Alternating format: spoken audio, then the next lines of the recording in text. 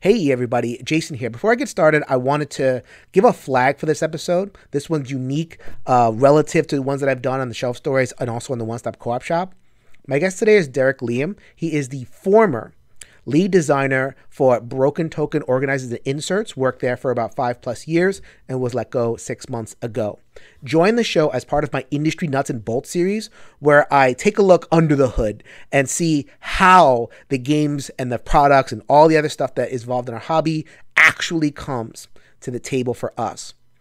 Derek has some difficult experiences to share, and I wanted to give him a forum with respect and let him tell his story. It is a story of workplace culture, of difficult issues with pay and autonomy. A lot of different things are going to be shared. And a lot will be said relative to the leadership style of the former CEO of Broken Token, Greg Spence. So I wanted to say two things before we get started. Number one, this episode is not any kind of hit piece or anything salacious. I hope that I've built the trust with the viewers of Shelf Stories to know that I approach everything that I do in a spirit of education and compassion. This is to highlight issues that have gone on in the hobby. I believe that Broken Token is emblematic of some of the practices that happen at other places, and workers who bring us the games may have difficult stories to share as well, and I want to provide a platform for that kind of story. Secondly, I did reach out to Broken Token, the current regime, and they responded and they said that they were okay with me proceeding, and that once they saw the episode, they will be willing to interact with me and move the conversation forward, reassuring that the new regime has kind of or at least trying to take a different course. So without all that out of the way, there'll be more preface to come when I start the episode. Can't be too careful when it comes to this stuff, but I think the story is very important. On to the show.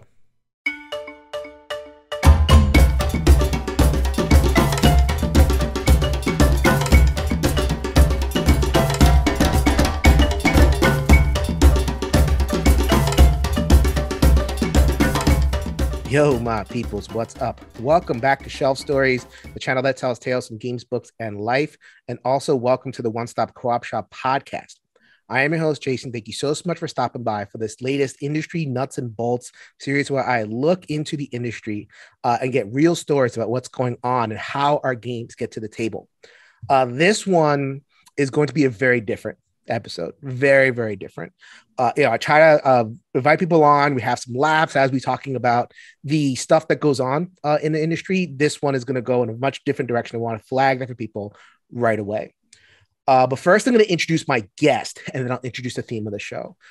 He is Derek Liam. He is the former lead designer of inserts from Broken Token, the ways that we solve our problems with gaming storage is we, get a Broken Token insert, while the man that is responsible for so much of that stuff has decided to join me on the show, and I couldn't be happier. Welcome to the show, Derek.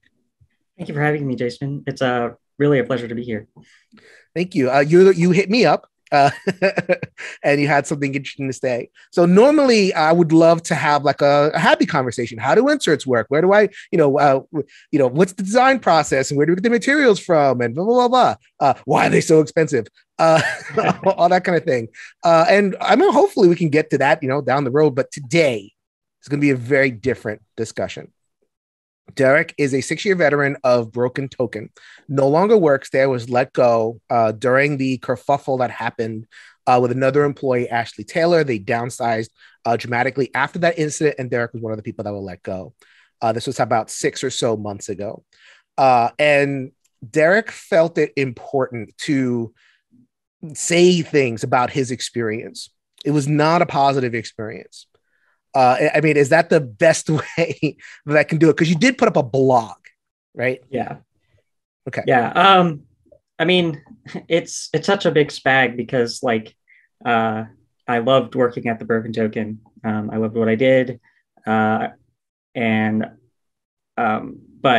yeah, overall, it's kind of left me broken, to say the least. It was oppressive at times. And for something that brought me so much joy, it's still really kind of a trip to think about how far it fell, especially in the last couple of years.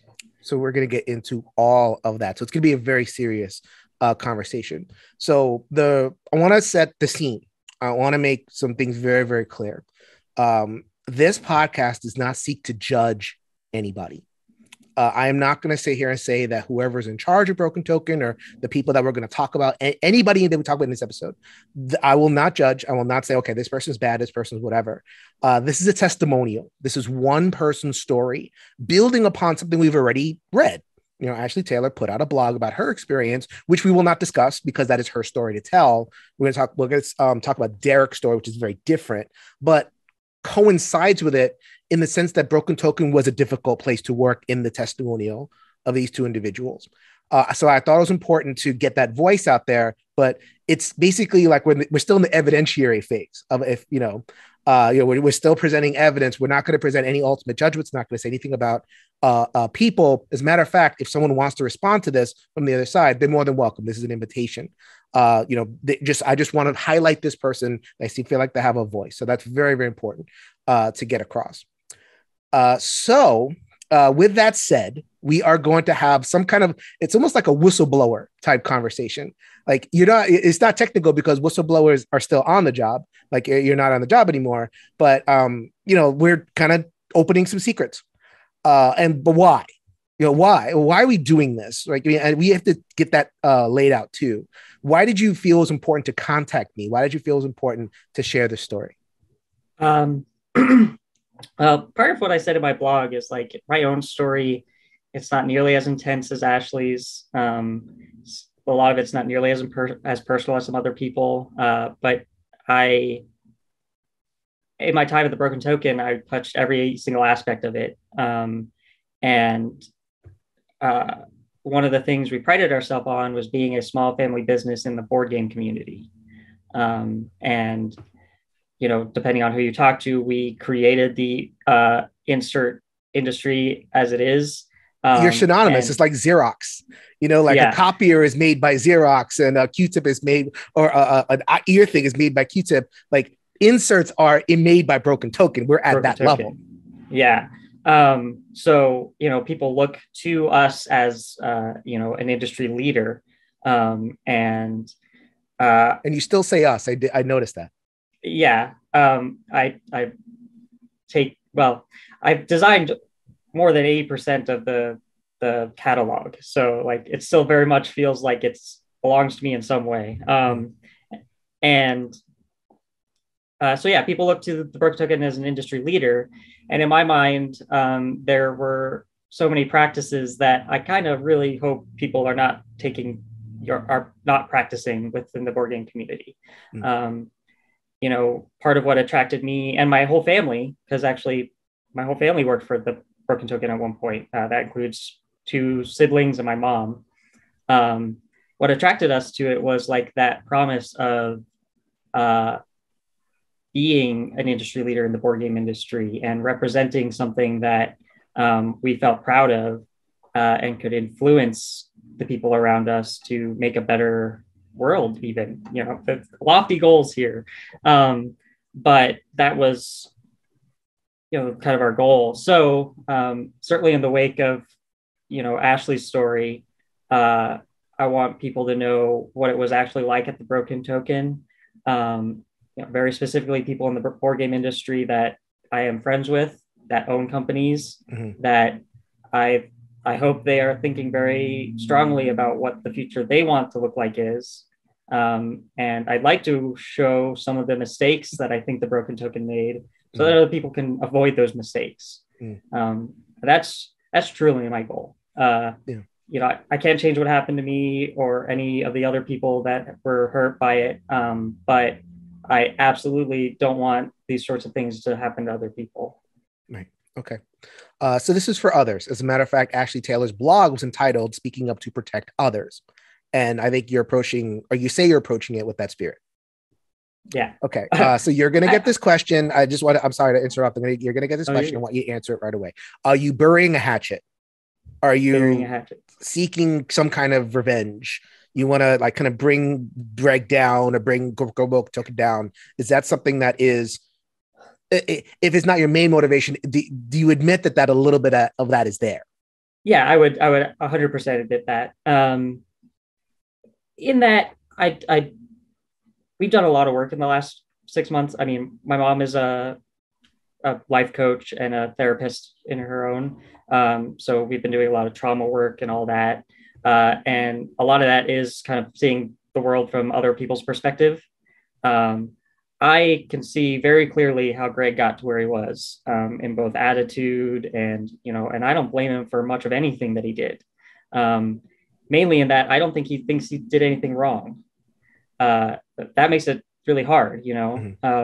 So vengeance isn't necessarily my goal, even though I've been spited by him pretty fiercely. It would be lovely to see him brought down a peg, just for my own ego. And so, yeah, that is absolutely true. That said, I think,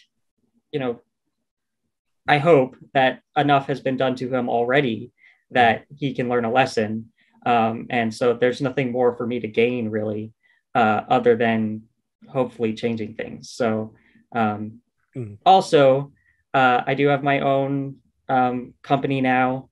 I'm hoping by getting out there, I'll get some followers of my own. So like in the case of disclaimer, sure, I am hoping that, I'll get something out of this.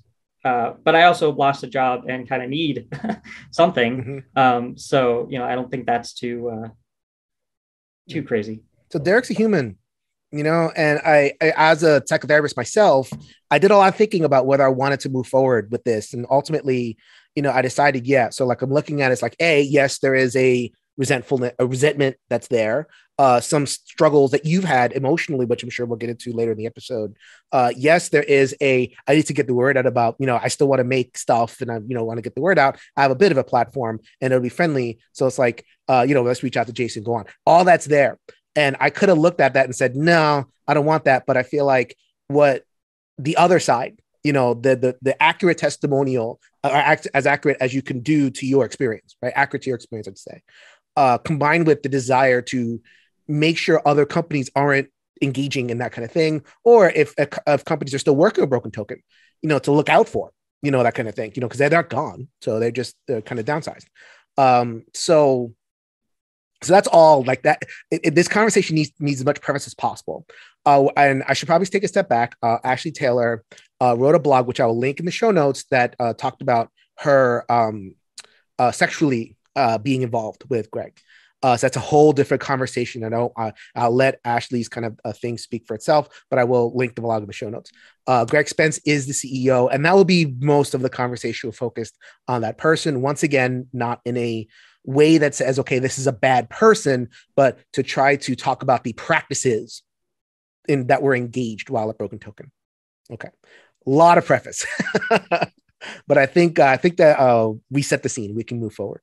Okay, so let us first of all, like, just introduce us to you and your work. What are the inserts? What is an insert? Maybe somebody doesn't even know what an insert is. What is an insert, and what are some of the key products that you worked with that gamers would know you for? Yeah. Well, an insert is in our case specifically, a laser cut buildable set of boxes that go inside your board game box and organizes the pieces. I guess that's the quick and dirtiest explanation I can give. Well, I'll give a little preface on like what actually got me into designing them. I went to school at the Art Institute of Colorado, and when I decided to go to school, it was actually specifically because I wanted to design board games. And I wanted the graphic skills to do that. During school, I really got into board games more than I expected, and even had a project that included redesigning board game packaging. And during that project, I designed a Elder Sign organizer. So Elder Sign has so many different types of cards. So that happened. They got the little cards and like the big. Got it. Big cards. So when money started running out at school, unfortunately, I never actually finish getting my associate's degree. The money ran out. But in my last semester, I was just looking, trying to figure out what I was going to do with my life next. And in the midst of researching board game stuff, I came across the Broken Token. And it was pretty synchronicitous. They happened to be looking for someone. I just happened to be visiting my family in San Diego for Thanksgiving. So I sent them an email. And since I had already started designing organizers, I was able to show up and be like, look, I do this thing. Brought my brother along because he was looking for a job too. And, we got the job. And initially it was just running the lasers. So just putting material in, pressing the start button, cutting the things. In fact, by the time I became a designer, I think Greg had forgotten that I was designing things before I started working there. So it was about a year into working there. I went to, I think it was Dice Tower West with him for some convention. And in the time of that convention, at one point he mentioned, we really need a designer if we're going to keep up with things. I was like, I can do that. And he asked me to work on the Firefly, the board game, because that was our most requested at the time. In fact, that's what he was saying, because it was like the 10th person to come to the booth to be like, you guys need a Firefly organizer. He goes, I don't have the time to design these things. We need a designer. So I actually worked on it on my free time because I was still a laser operator at the time. But when I brought him the prototype a couple weeks later, he was like, okay, you're a designer now. So the first thing that we launched of mine was Big Damn Crate for Firefly, the board game. And that is an incredible organizer. If you don't say so yourself. If I don't say so myself. Well, one of the things, the biggest challenge for it was, talk about expansions. It outgrew its core box immediately. And we kind of were like, how are we going to solve this? And I was like, well, we need a bigger box. And I designed a 1/4-inch box. I talked to Greg for it first, but that was it was a crazy idea. And it's not the first time that I had a crazy idea that Greg was like, okay, we'll try it. And it worked out gangbusters. Till the day that I was fired, that organizer was selling 10, 15 a month for 6 years. And it was the most expensive product we'd ever done at the time. So that was the big one. And more I've seen Eldratar. I've Eldratar. I do not have organizers. I just have the original boxes. But if I had I was in a certain area of my life, I'll be no question. I'll want these things. Gloomhaven. Gloomhaven launched. I think it was, or Frosthaven launched with Broken Token kind of in the Kickstarter. It wasn't this ancillary thing. It was okay, you can buy this Broken Token as a part of your pledge, right? So we're talking, and you were a part of all that stuff. Yeah. Also, there's I'd say the two biggest launches for the Broken Token were the Big Damn Crate. In meetings for months after that, Greg would mention how Big Damn Crate is the reason why we're able to hire new people and the reason why we're able to get new equipment. And that also applied to Gloomhaven. So, Gloomhaven had their first Kickstarter and it was, sort of big, but not as, people were clamoring for it already. And the second people got their hands on it, they're like, Broken Token, you need an organizer for it. So we actually reached out to Cephalo Fair and sort of kind of partnered for that second Gloomhaven Kickstarter, mainly in that they provided the game for us so we could work on it, and they let their consumers know. And that was another opportunity for me to have a crazy idea. I spent almost 5 months working on it. So many different prototypes, trying to get it to work until I was like, I need something different. And I thought of tuck boxes for the monsters, thinner walled material. And I cut them all out by hand for prototypes so I could, prove the concept to Greg. And And part of the thing is we knew we needed so many units before we launched it. And so we wanted to do 3,000. There's 30 tuck boxes for each organizer. And even at 10 cents a piece or whatever, $30,000 for all these tuck boxes. So it was like a 30,000 bet on my crazy idea. And we took that bet. And again, I went gangbusters. Gloomhaven, again, is the reason why we're able to hire new people, buy new equipment, and eventually even buy a facility. We were renting warehouse space, and I guess it was close to 3 years ago. Broken Ticket, it was able to actually buy a building that it owns now, which is pretty big. Yeah.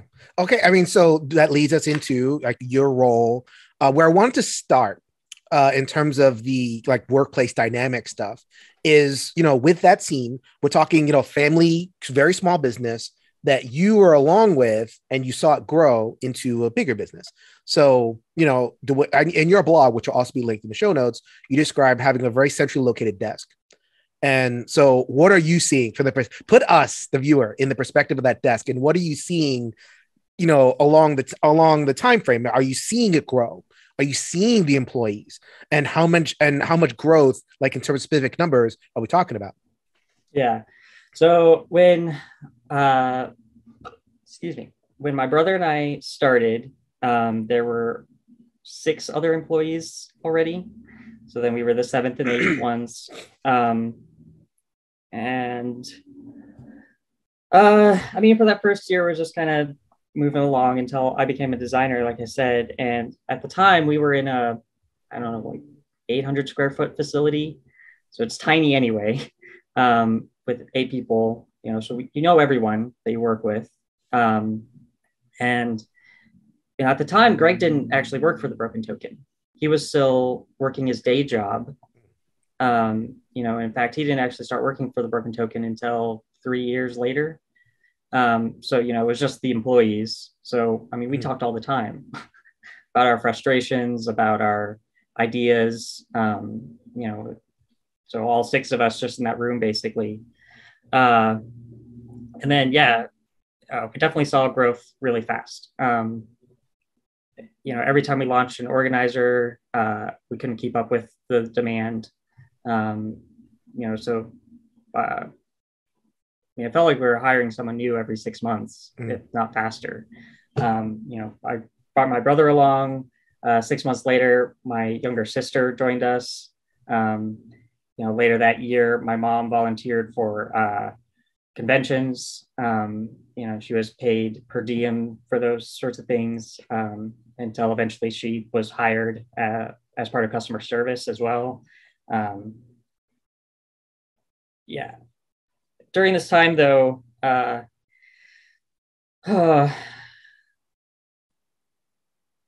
so I feel like I have lots of little stories about interactions with Greg.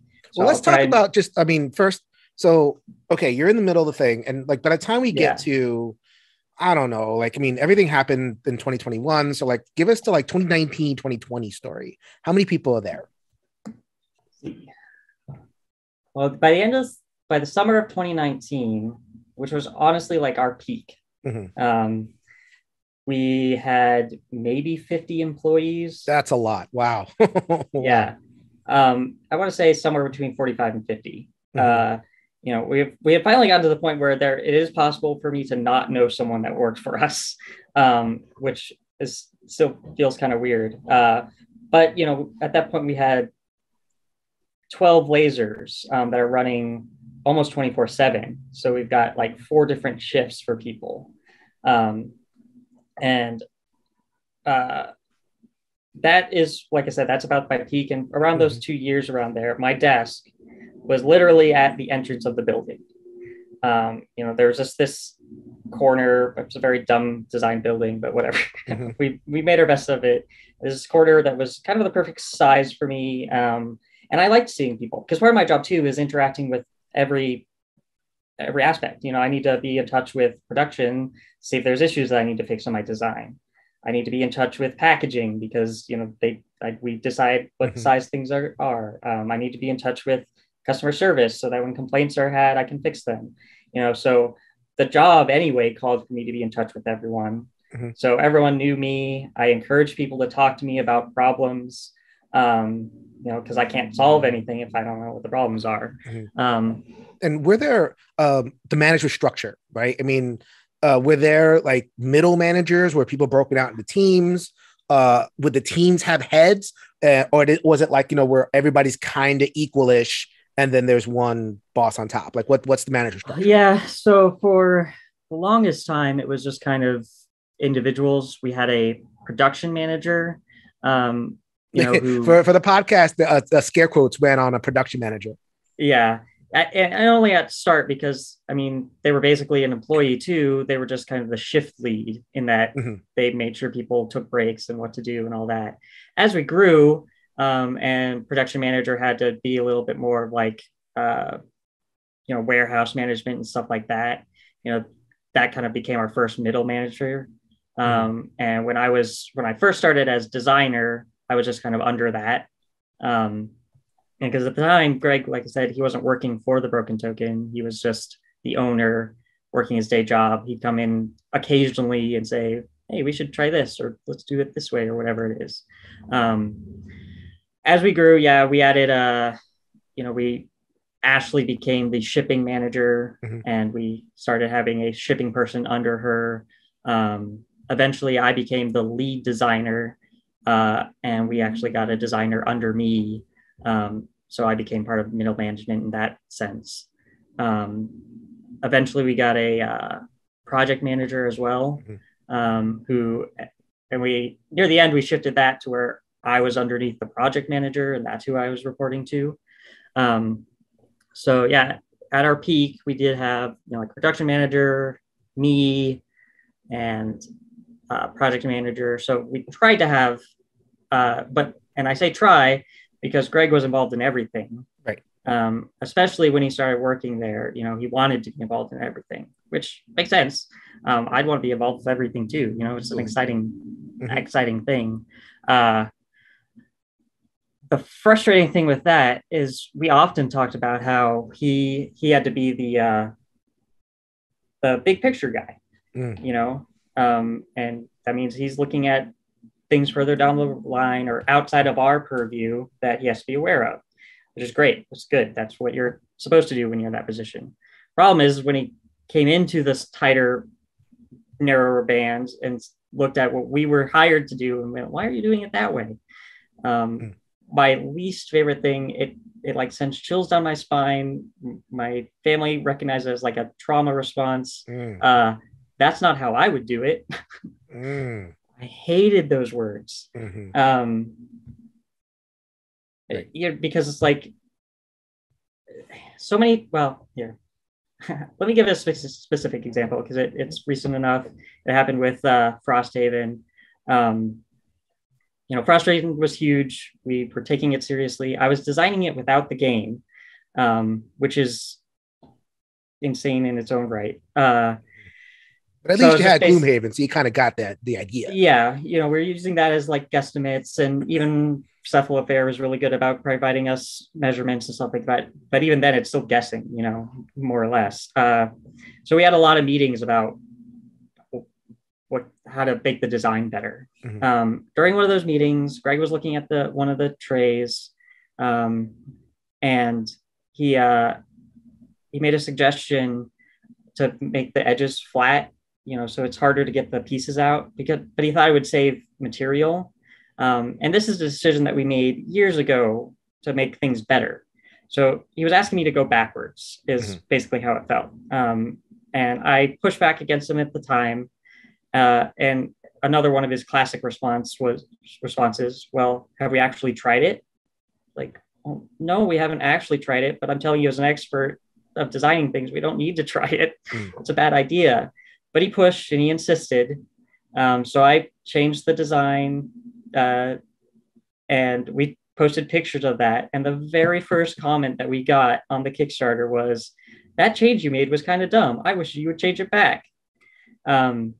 Which I knew was going to happen, but that's what it was like working with him. He'd have some sort of idea. Mainly, he gets really focused on things, it felt like his concern at the moment there was cut time. He wants to cut faster because he's worrying about if we're going to be able to produce all of it.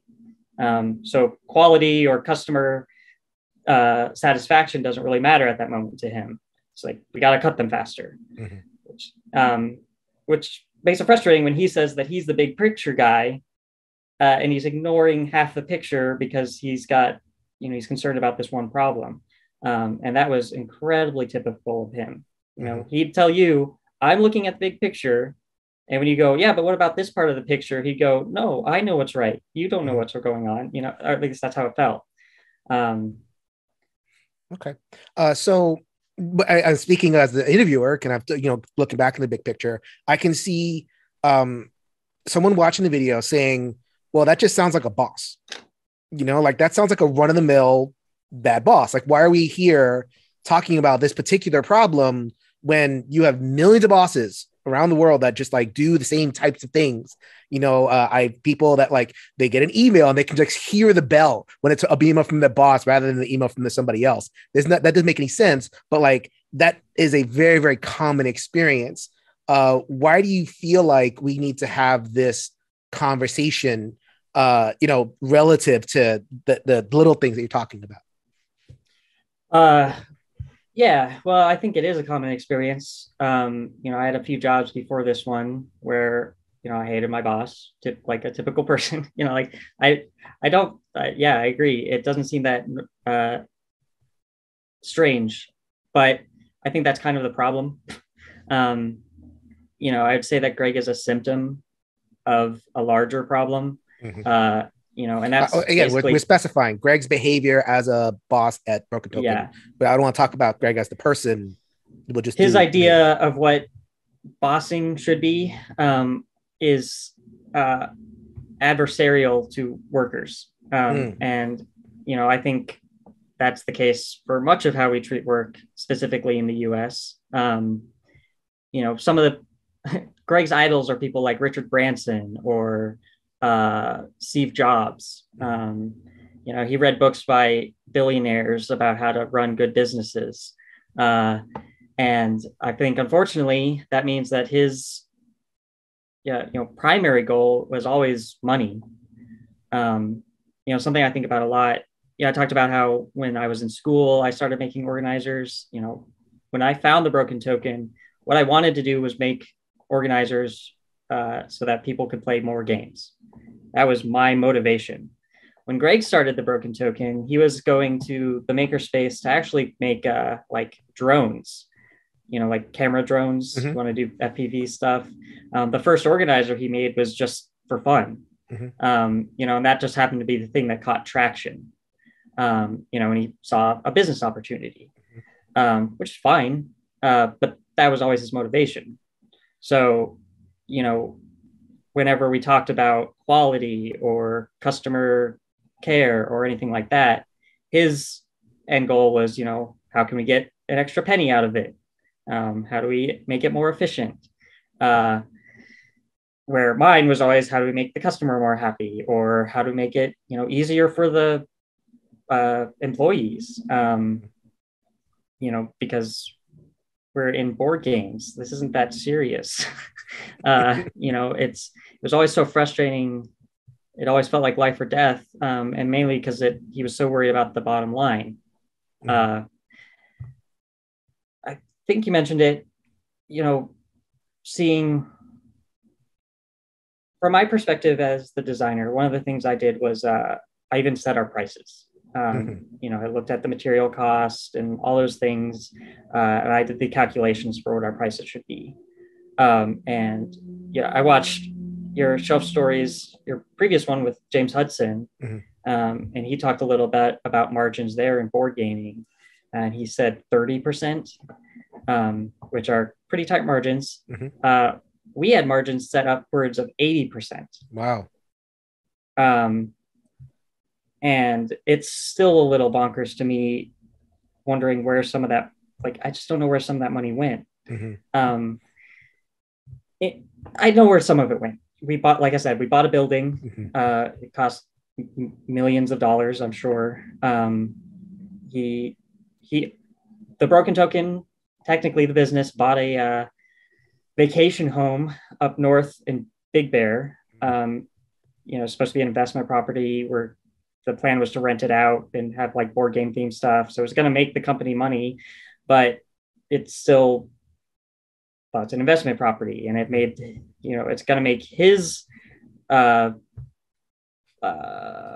escapes me, his value go up, and he's got wealth, but I've got almost nothing to show for my 6 years there. And I want to really focus on the emotional experience of the worker. I talked about, I led you there a little bit. Like, what's the big deal, right? Everybody has a bad boss. The big deal becomes when the employees care, right? And that's kind of, in a small business, you kind of have to care. And in a low margin business and a hobby business, like, all that stuff gets made up, all the kind of barriers, by employees caring and giving a F, and giving of their time and giving of their, extra hours. I'm sure there was nights and weekends and, access in terms of, conventions, that's a whole weekend or whatever it is. And there's fun there. But, maybe sometimes you didn't want to do it, or maybe it was like, the parts of it that you didn't enjoy, but like, I got to do it anyway, because we're in this together type thing. So like, an emotional investment happens on the part of the worker. And I'm a worker guy. Anybody watch a Shelf Stories, I'm a worker guy. That's why I wanted to have this conversation. So pay, right? The emotional experience of seeing the company blow up and, expand and, big margins and not, tell us about like trying to get more pay, more raises, that kind of thing. So my first, like I said, I was there for a year. I became a designer. And we talked even then about like, we should have reviews regularly. Something that basically never actually happened in the whole 6 years there. But when I finally did get my first review, I think 3 months late, I had done a lot of prep work for that, because like, I was already working my dream job. I went to school to learn how to design things for board games, and now here I am designing things for board games. I was thrilled, and I wanted to do it right. So my first raise negotiation, I did hours of research about like the average pay rate in the area, based on experience and schooling. And then I made a raise schedule. So like, I gave ideas of like goals I could meet within timelines. And then by meeting those goals, maybe I could get a raise based on performance, all this work. And I went in to talk to him. And, within the time of the conversation, I was like, I'm only making $16 an hour as a designer, where I could go like bag groceries for $18 an hour. This doesn't seem right. But I don't want to raise a full raise now. Here's my plan so that we can work towards it. His response to like going somewhere else was basically, we're a family. I'm a small business. If that's how you feel, it's an open market. You can go work somewhere else then, was basically his reply. And then he all but ignored all of my goals, and basically said, of course you're going to get a raise because like you have been doing work, but I got like half the raise that I had hoped for with none of the goals set that I had hoped for.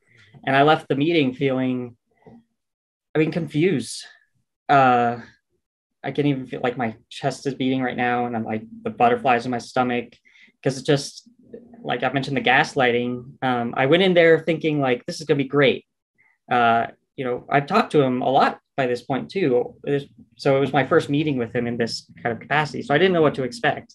And he had talked about being family and about, how to run a business. So I thought he and I were kind of the same mind. And so when I left that meeting with, basically nothing that I had hoped for, but a raise enough to be like, well, at least I'm making more money, and that was enough to keep me trying again, or maybe I need to make, do better, and maybe next time it'll be better. So we're going to get to that idea of like, okay, like he said, it's an open market, you could just go. Yeah. We'll get to that. We'll get to that. It wasn't just the pay though. I mentioned before, like, okay, lots of extra hours, extra tasks. Again, I know you eventually grew to having different zones, but in a business, people pick up, right? Okay, well, this person's out, I'm going to do this. So there's a shortfall here. This person just left, I'm going to do this, and the pickup, all that kind of thing. Talk about how that played out. Yeah. Well, I mean, it's certainly at the beginning for me, like when I first became designer, it was half-time designer, half-time production. So like I would still run lasers on occasion or package stuff. Um, uh, and then certainly as we got bigger and bigger and we had more things to do, like we were growing our convention thing. And so when my mom joined as a customer service rep, she also did convention prep, which was fine maybe to start when both were kind of small-ish, but every aspect of the business was always growing. One thing I'll mention that for a new business, they always say that you spend like the first 3 to 5 years in the red. Mm-hmm. The broken token was always in the black. We were always making profit. So the whole time we were growing. So it was really fast. So that meant that, yeah, it was constant that people had to take on roles outside of like what they were specified for. And more often than not, we were all really happy to. It was like seeing something need to be done and just doing it, whether because we felt we had the time or we just wanted to make sure it was done, for the sake of everyone else. It often felt like if you didn't do something, the ball would get dropped and everyone would suffer. Mm-hmm. So like, yeah, we were motivated to do things. And Greg would encourage us to as well. It was far too late to get actual, like I said, with the reviews, but at one point we did type up like a rubric for your review. And on that rubric was like a S tier for going above and beyond, Mm-hmm. seeing things that need to be done and doing them because they need to be done. So there was this idea of, we want you to do more than just what you're asked of. But anytime you would go, and you could write down notes and be like, at this time I did this, be as specific as possible, and go to Greg and be like, hey, I've been meeting all of my goals for my actual job, and I did all these extra things because they needed to be done. What can I get in return? And his response would be, well, I didn't ask you to do that. Or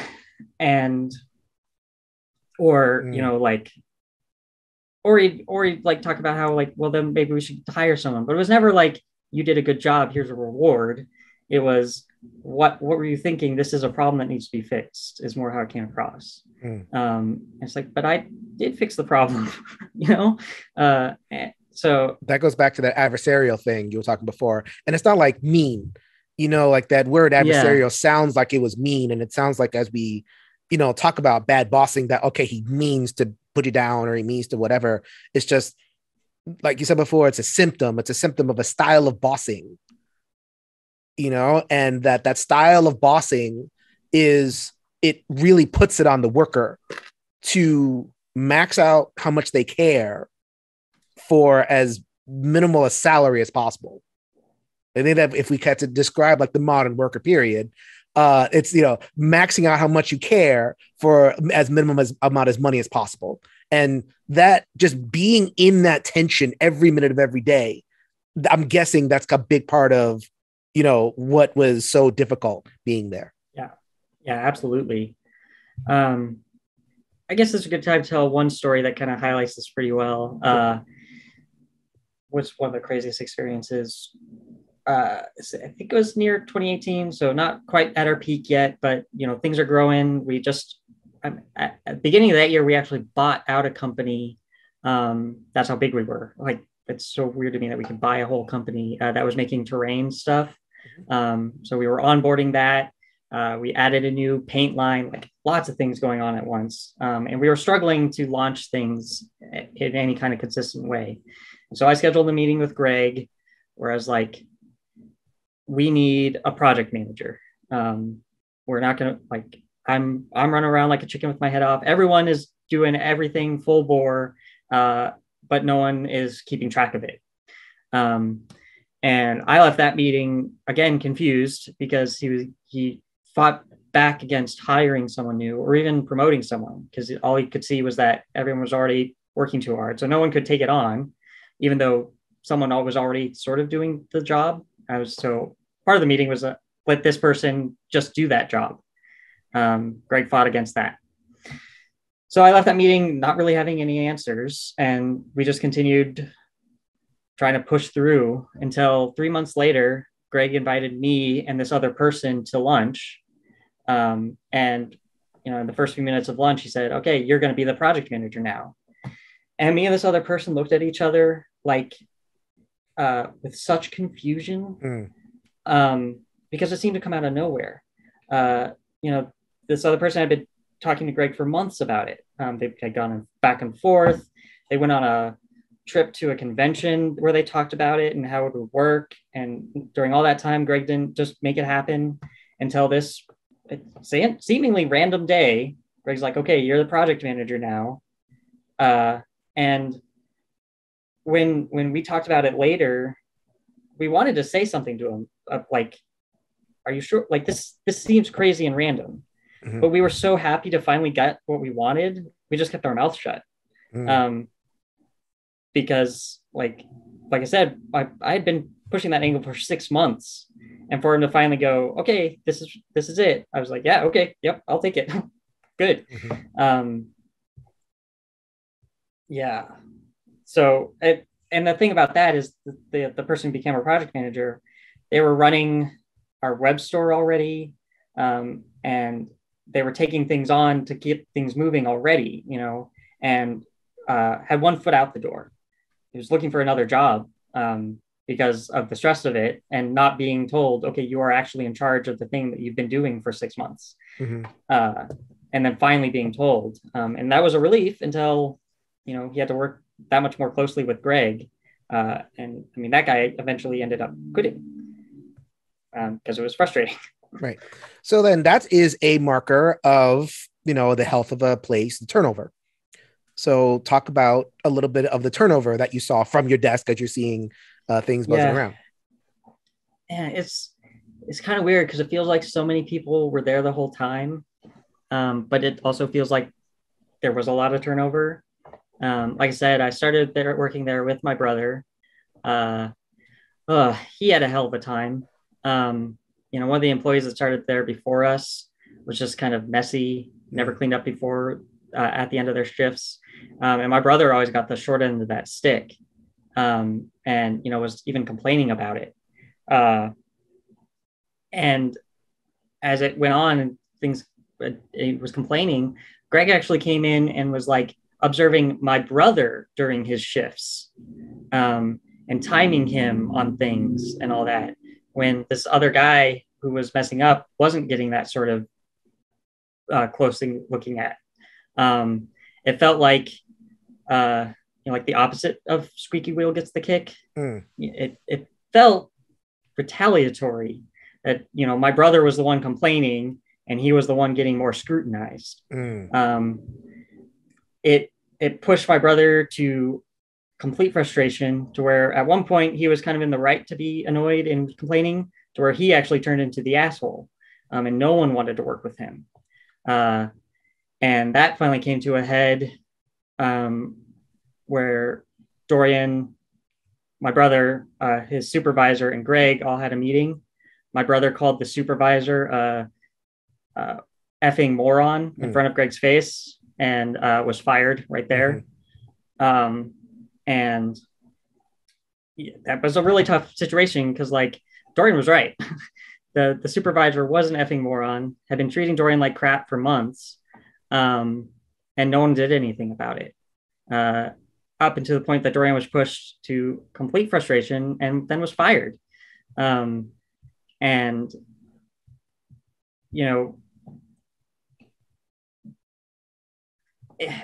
that's close to me because it was my brother. And that made it difficult to talk to Greg or anyone else about it, because Greg immediately was like, "Well, it's because he's your brother that you're saying these things." Like, no, it's because he was a good employee that was pushed to the breaking point. And he wasn't the only one.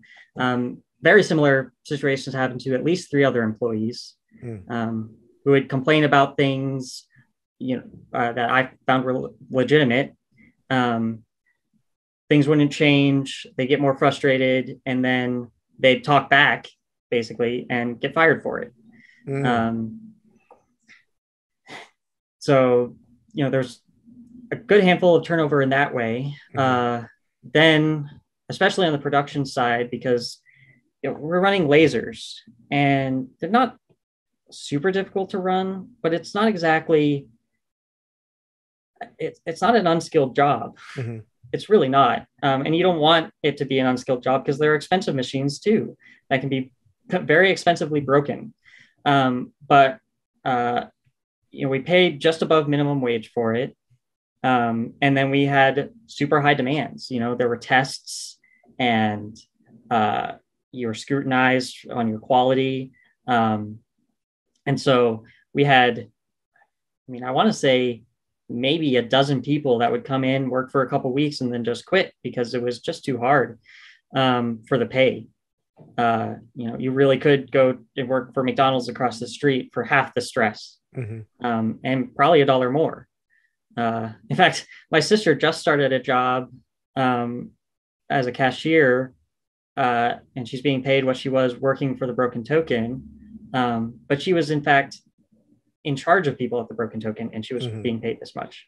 And she was kind of complaining about her feet hurt after a cashier job, but then she thought about it for a second. She's like, yeah, but at least I'm not working for Greg. Right. Because that was the thing. Part of what also led people to quit often is Greg would come and visit, and anytime he'd come visit, people's our asses would clench because he'd complain about something. And the way he would complain about something is he'd see a laser doing something a little bit weird and he'd be like, should it be doing that? And the person who's working there knows that he's the owner, and they'll have a mini heart attack and be like, oh God, did I fuck up? And change something. Whereas, me, the production supervisor, and the quality supervisor have already discussed that problem and decided that it's not worth the effort to fix. And Greg is throwing a wrench into someone's day, adding stress to them without consulting the person who's actually in charge of that. So it's always waiting for Greg to come in and say this is wrong. And what's so crazy about that is I don't think he ever wielded it like a hammer, right. We're at an at-will state in California. He didn't really have to threaten us to lose our jobs without making us feel like we're threatened to lose our jobs. And he was always so critical in an unhelpful way, I guess is how it seems. It was always that seems wrong, not how do we fix the problem. Right. It wasn't constructive. It wasn't solution focused, as we like to say in the therapy world. Are you solution focused? Or are you just dwelling on problems? It was more dwelling on problems and kind of leaving it to you to figure out the way forward. Or that's how it felt. Yeah. Okay. So then, we could go on in terms of the specific things, but I think that kind of paints a picture of the demands, the emotions of it, the being in that. It's hard to communicate on a podcast and a conversation, right? But being in an environment of negativity and non-construction and for low pay, right? It just wasn't a great working dynamic. So then it comes to that ultimate question, which is the title of the video, which is a thing that apparently Greg had mentioned during the show, which is, kind of hangs over this whole thing. And I know I'm going to get comments on it. So I'm going to head it off right there. Why didn't you quit? Yeah. There's so many half answers to it too. I made the mistake early on of saying, even to Greg, that I love this job so much I'd do it for free. Ooh. Yeah. Oh no. Don't ever say that to someone who signs your paychecks. No. But it's true, and I would love to do it for free even now, kind of like the Patreon model. If I could get enough subscribers, so I don't, because I just want to design the organizers. Yeah. because of freaking board games. And I love board games. So like that's a big Me thing. too. Yeah. So you add that aspect. I would do it for free. Because it's fun and it's fulfilling and there's all that. You said before in your blog, it reminded me of like, it isn't just about the personal satisfaction. You'd go to cons and people would like, thank you. Yeah. Thank you so much for helping me organize my Gloomhaven, my Edgertar, my big unwieldy thing. And, you have come up with a solution for me. Thank you so much. And that's almost invaluable. You almost can't put a price on that. Well, and I'd say that's absolutely the case. And the thing that made the whole experience at the Broken Token was like that, except for Greg, all of my coworkers are some of my favorite people on the planet. We always had fun working together, because we were just making stuff, making stuff that made people happy. And that is invaluable. There's also, people always forget like the sunk cost fallacy as well and how perceptible we are to that. Mm-hmm. For Ashley, when she started there, like I said, Greg didn't work at the Broken Token at first. So she was the one doing literally like all the work. It existed because she was there. And so like all that effort was in it for her. And like all the praise, whether Greg gave her the credit or not, she felt that, so it's the same for me. The Big Damn Crate, I remember specifically the first Gen Con I went to, an old man come up and thanked me for it. He said it changed his life. Because it was his favorite game that he could finally play now. That's huge. The other thing I'd say that I thought about a lot that kind of kept me going is almost always the hope that Greg would just move on. He's kind of a serial entrepreneur. He had done several businesses before. He had several ideas during. At one point, I know that he said he made like 4 or 5 times as much as his best paid employee. Mm-hmm. I would have traded him for 4 or 5 employees at any time. The Broken Token could have existed without him. Mm-hmm. And so like part of it was always that hope of like, he would just decide to move on, and whether it was sell it or even he had talked to me at one point about me taking his place, because I had done every aspect of it. I had that passion. But, halfway through my tenure there, I realized I wouldn't want to work that closely with him. Mm-hmm. So that didn't come to fruition. But that,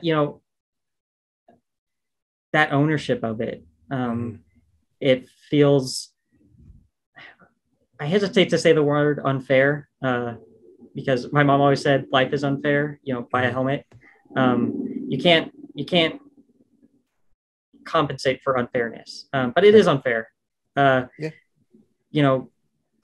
Whatever, I don't know what his situation is now, but I know that he owns a truck, he owns the building, he owns a house, he owns all those lasers, each one of them worth $10,000 or something insane. Mm-hmm. If it came down to it, he could sell all the assets and he'd be fine.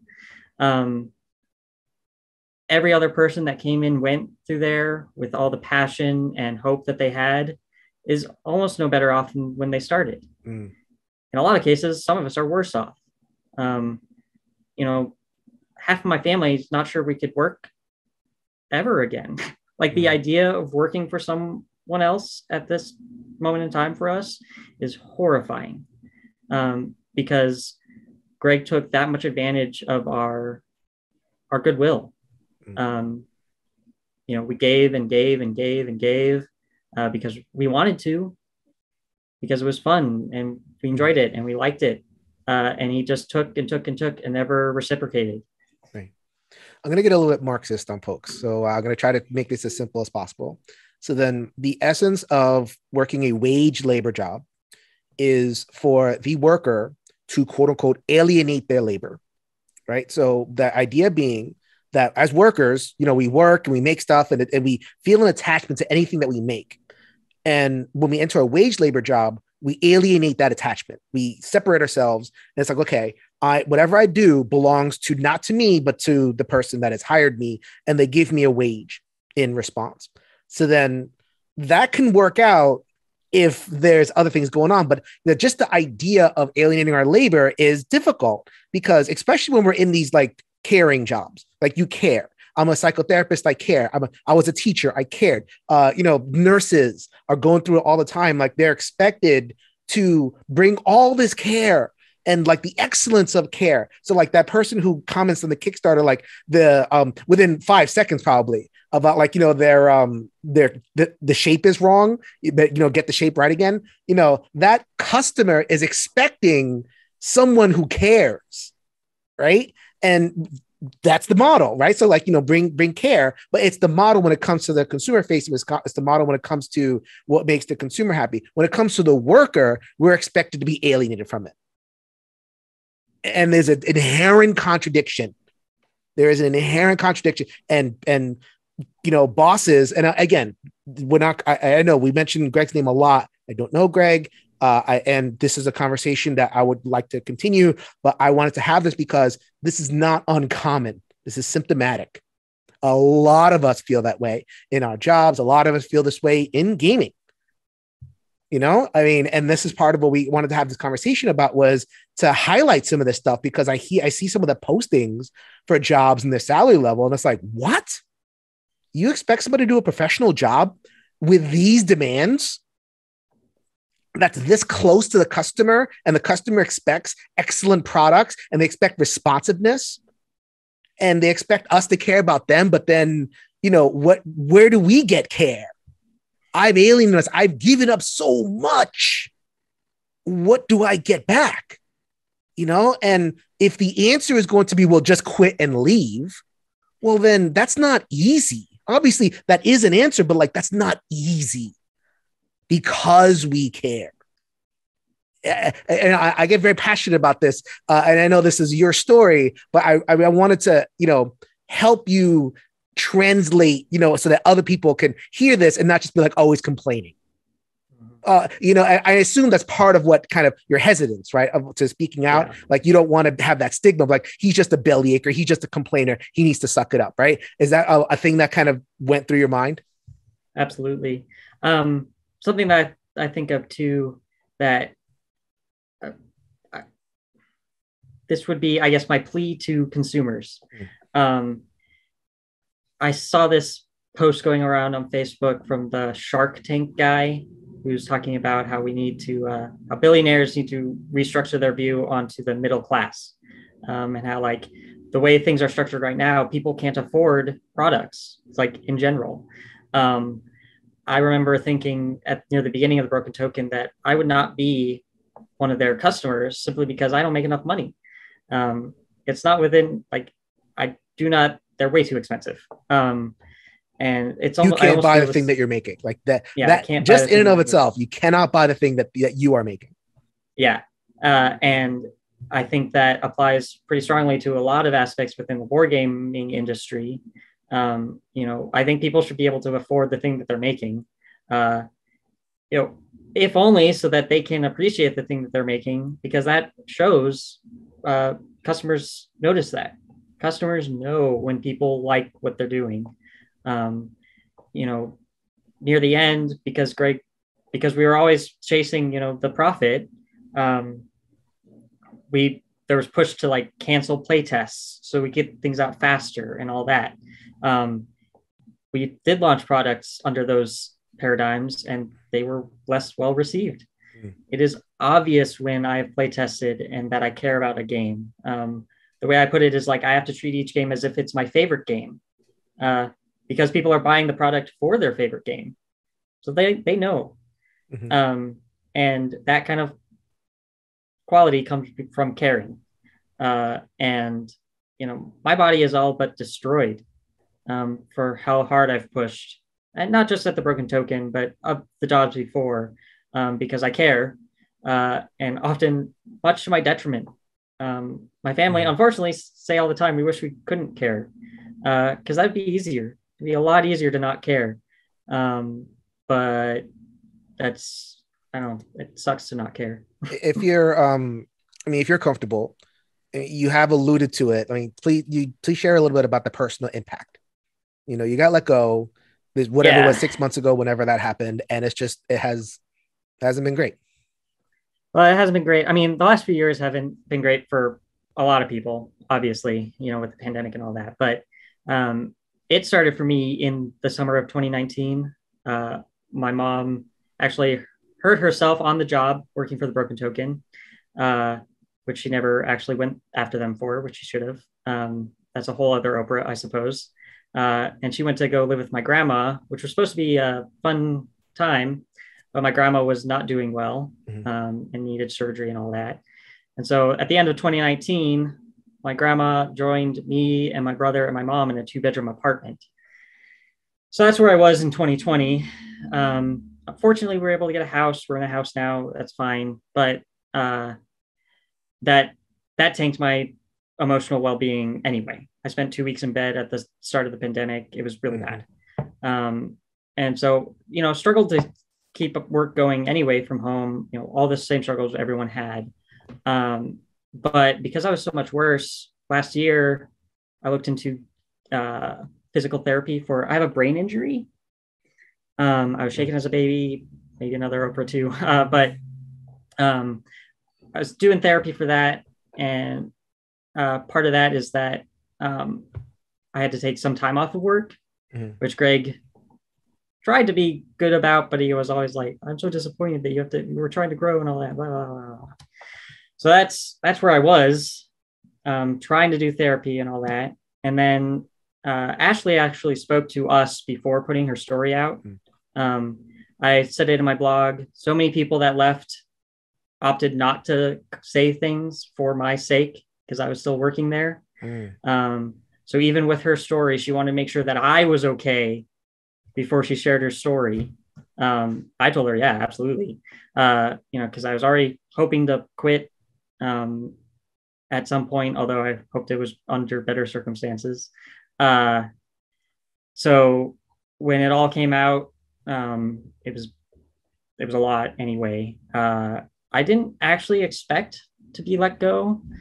I thought Greg, it sounds a bit arrogant, but I have a bit of a golden goose. I've designed some of the things that turn the company around.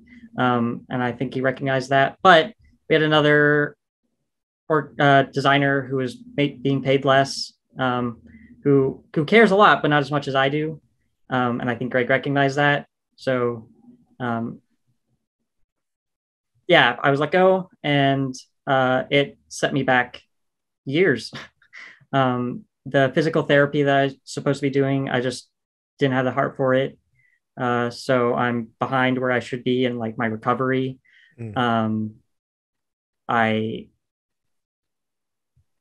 I sat on like applying for unemployment because I was just too depressed to face dealing with that. When he let me go, he was like, well, we won't fight you on unemployment. I'm like, thanks. So generous of you.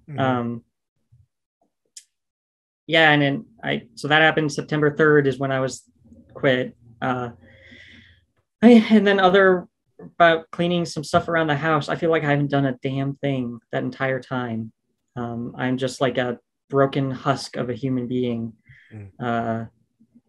trying to design things. In fact, I have some board games that I'm designing, which is fine, but I'm worried about money. I'm worried about, should I be looking for a job? It sounds bad, but I still haven't done my physical therapy, so there's that worry on top of it. So it's like all these layers. There's never a good time to lose your job, but I can't think of a worse time for me to have lost my job.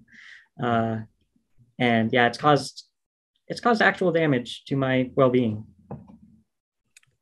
This is something I have to be very careful here because I don't want this to be like personal therapy for you. This is not like that's for your private life. And, I absolutely want to help. I guess I just, thank you very much for sharing that much because with the intention of, once again, going back to the beginning of the episode, helping others, like you have your story, Ashley has her story, a lot of people have their stories, your brother. And so many times we see them individually, we put it on the person. What did you do wrong? You could have done better, blah, blah, blah, blah. And sure, okay, for an individual story, but when you add them up, which is what my job is. Like as a person who is into labor, when you add them up, and I've worked with tons and tons of workers who they get into a job and it's all the love, right? And it's all the care, and that care is just leveraged and squeezed, and there's not much left. And it's like you feel like a dummy for caring so much, but you couldn't do it otherwise. The customer expects that care. So like I had to care in order to keep the job, right? So then my invitation in terms of, we'll closing it out a little bit and making this, broadly applicable. My application is for people who are kind of hearing this and, like they're asking that question, well, why didn't you just leave? Well, that person tends to also expect immediate answers, excellent products. That you can't have both things, people. You can't have both things. You can't be able to just leave a job, ask somebody to leave a job, not complain, not disturb them. But on the other hand, expect them to be responsive to your needs. That is not a thing that can happen. I see here that you're nodding pretty vigorously there. Yeah, it's true. You can't have your cake and eat it too thing was just a common feeling with Greg. I think this is a good way to encapsulate it. One of the angriest I ever was with him is the project manager had just gotten that job and was meeting with Greg. And I don't know if you've seen the triangle of like things can be fast, they can be quality, or they can be cheap. Yep. But you have to pick two of them. They can't be all three. The project manager explained this to Greg, and Greg said, "I'm not sure it works that way." And the project manager was relaying this to me after the fact. I had just finished soda, and I threw that can across the parking lot because it was like, "Are you kidding? This is exactly what the problem is." Because he wants all three. He wants all three. He wants all three: fast, cheap, and quality. Yeah. Right. And we all tore our hair out trying to make it, and it destroyed us. Right. Okay. The future. Right. You said you were designing, you said you're still building, and you've mentioned the Patreon.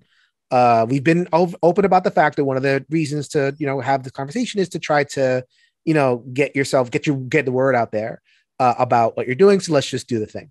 So what are you putting out into the world now or want to? So it's called Puppet Rebel Press. In fact, that's the name of the company I wanted to start when I started school. So that's been a part of me and in the back of my head the entire time at the Broken Token.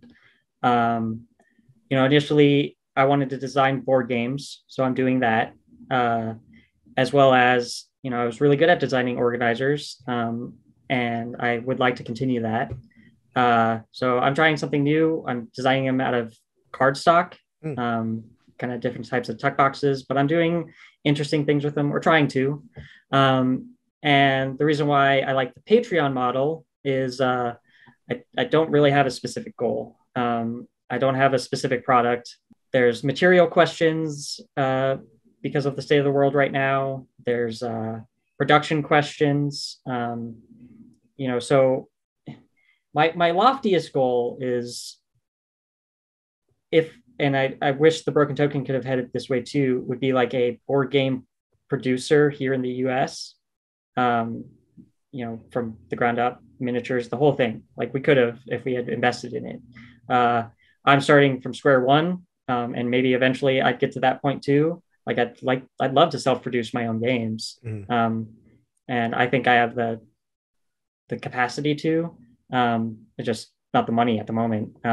So I'll start small. So I'm hoping I can get enough patrons that I can design things that get people excited. I'd like to build the ground up with a focus on workers. My company is co-owned between me and my siblings. I'm not a CEO. I'd like it to be worker owned, in that all profits are split between everyone, the whole 9 yards. Because I don't like how things are run for workers. So we've hit a lot over this conversation. Is there anything that we're missing? Is there like a significant thing we're missing? Do you think we hit the emotional part and the labor part and your personal journey and everything? Like, do you think we've kind of been comprehensive? Yeah, we've covered most of it. The one thing that I would like to say, I've touched on it a lot, but this is something I want to hammer home, is that Greg is a symptom. And I really don't. I would be really curious if you could get him to have that conversation, because I would like to know some of his state of mind. But part of it is I don't think he thinks he's done anything wrong. Um, like I said, he idolizes like billionaires and stuff like that. And so many people have gotten their fortunes by stepping on the backs of workers. Like you and I especially know this to be true. Those are the ideals that we hold in this country. How iPhone right here. Yeah. This iPhone did not fall from the fruit of a wonder tree or whatever it is. It was a product from a lot of strained workers, and a lot was put on people, and we enjoy the benefits, so we don't think about it. But then that's why these conversations are important. And the thing is, like this, I never thought that lesson would hit quite so close to home. I've worked at other jobs, but they didn't matter as much to me. So it kind of made sense for them to have crappy jobs. I thought that was the place for outside of the world. But here in the board game industry, well, apparently there's crappy bosses here too. So, for your customers and the people that, liked anything that I did, I'd like us to be vigilant and pay attention to the people that are actually making the things that we enjoy, and listen to them when they say things are rough. Because we all want everyone to be at the table, we want everyone to be playing games. And we can't do that when we're, so just distressed and, full of despair because of our jobs. Mm-hmm. And so, our invitation here is for, again, start a conversation. This is not judgment, at least on my end, right? I do not want this to be the judgment. This is, testimonials. And I hope that this inspires conversation rather than just like closes people in their opinions. That's what I always hope, but you know how it goes. Okay. So I think that we've covered everything. You have your Patreon. That is the thing that we're going to look forward to. And we'll see. You never know. Like, that you didn't even know about Broken Token 7-8 years ago. Then all of a sudden it became a part of your kind of life. And, I hope that we've answered the question of like, okay, why stay?